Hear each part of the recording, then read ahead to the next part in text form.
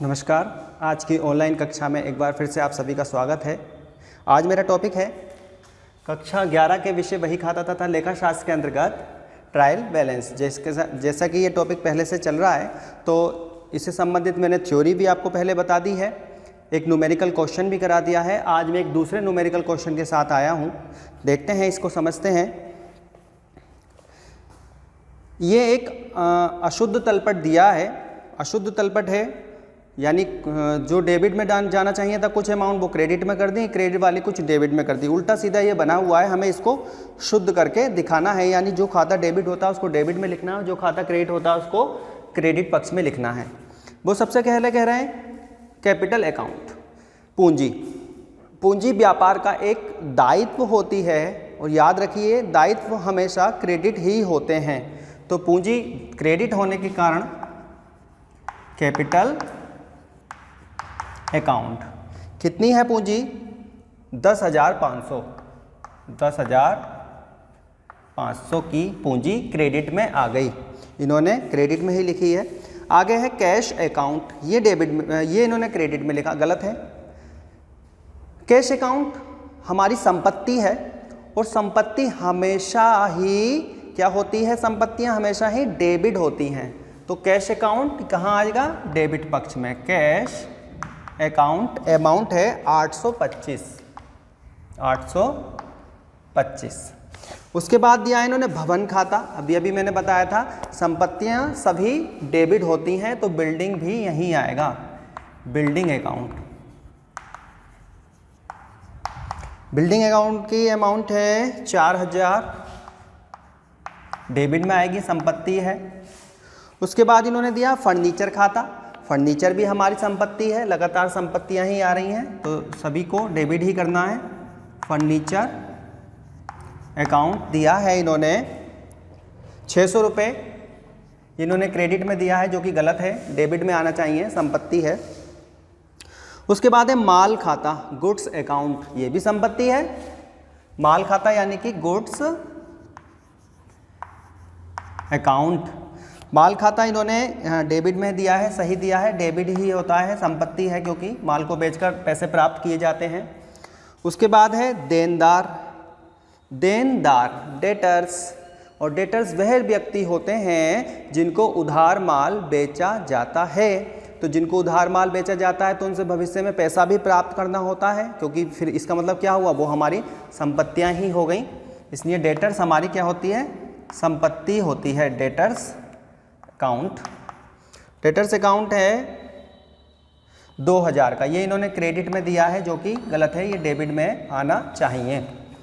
आगे है लेनदार खाता। लेनदार इन्होंने डेबिट में दिया, जो गलत है। लेनदार वह व्यक्ति होते हैं जिन व्यक्तियों से उधार माल खरीदा जाता है। अब उधार माल खरीदा जाता है का क्या मतलब है? उधार माल खरीदा है तो पैसे नहीं दोगे क्या? पैसे दोगे, इसका मतलब तुम्हारे ऊपर बोझ है, दायित्व है, और दायित्व क्या होते हैं? क्रेडिट होते हैं, क्रेडिटर्स। क्रेडिटर्स हैं 3,500 रुपये के। उसके बाद आहरण खाता, ड्राइंग्स अकाउंट। समझिए आहरण क्या होता है? आहरण का मतलब होता है व्यापारी के निजी खर्चे जो उसने व्यापार के धन से किए हों, यानी निजी व्यय, ठीक है।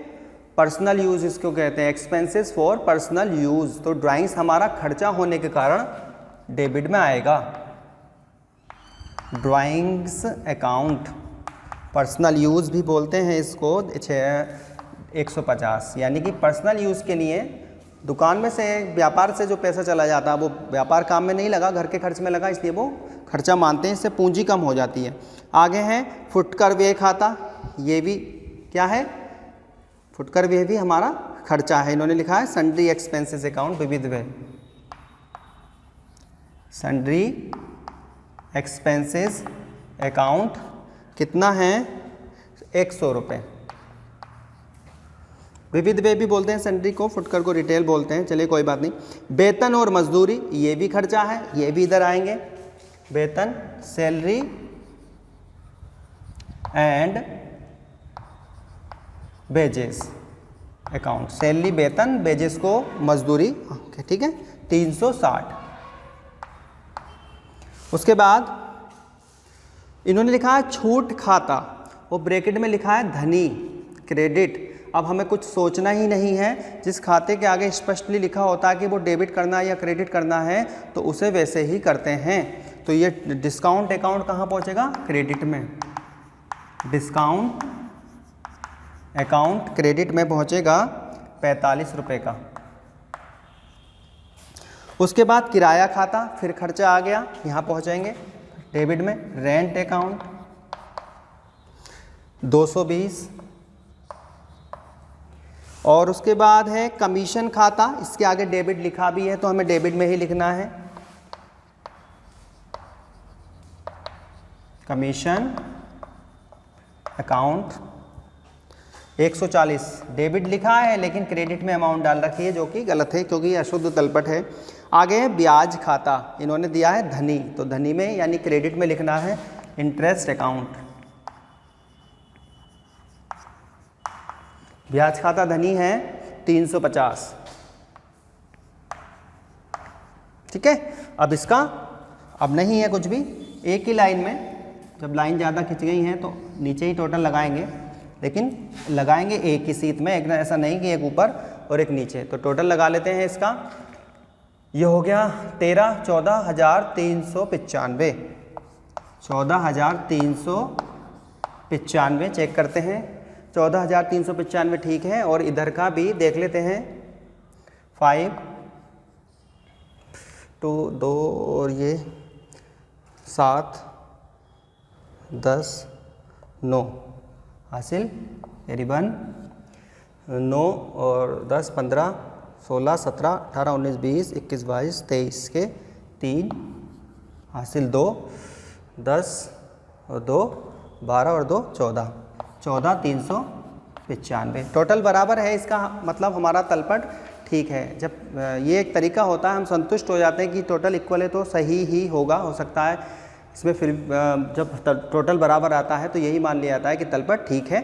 तो इसमें डेबिट वाली जो मदें थी वो छाट कर मैंने डेबिट में लिखी और जो क्रेडिट वाली मदें थी वो छाट कर मैंने क्रेडिट में लिख दी। इस तरह ये तलपट बनकर तैयार हो गया है। ये इस क्वेश्चन को करना है, आगे मैं नेक्स्ट क्वेश्चन के साथ फिर मिलूँगा। जब तक के लिए धन्यवाद।